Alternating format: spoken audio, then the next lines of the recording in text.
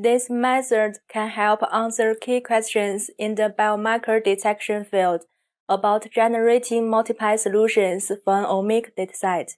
The main advantage of this technique is that it provides a user-friendly graphical user interface for assisting biomedical researchers in the detection of multiple feature subsets. Begin by loading the data matrix and class labels into the software.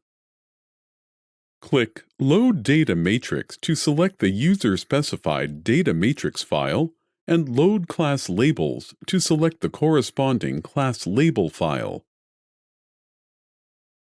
To determine the class labels and the number of top-ranked features, select the names of the positive and negative classes in the appropriate drop-down boxes and select 10 as the number of top-ranked features in the top X drop-down box for a comprehensive screen of the feature subset.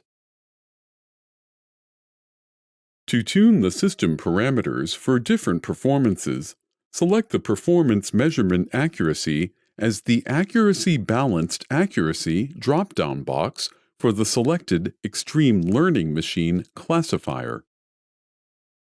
Then, select a cutoff value of 0.7 for the specified performance measurement in the Performance Cutoff input box.